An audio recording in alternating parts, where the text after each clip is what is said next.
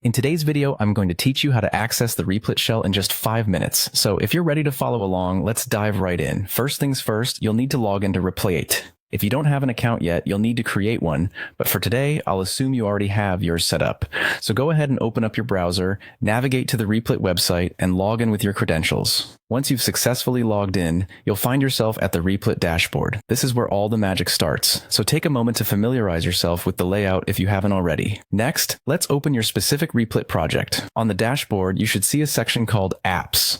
Click on that, and from there, you'll be presented with a list of your projects. Find the project you wish to work on and select it. This step is crucial because accessing the shell is done within a project, so make sure you choose the right one. Now that your project is open, let's go ahead and access the tool we need. Look toward the upper part of the Replit workspace. Here you'll encounter what is known as the tool dock. This section hosts a variety of tools essential for your programming needs. We're particularly interested in expanding this view. By selecting Tools and Files, you'll reveal an expanded list from which you can choose Shell.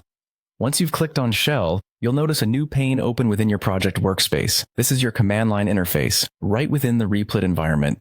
It's a nifty feature because it allows you to perform command line tasks without ever needing to leave the comfort of your browser.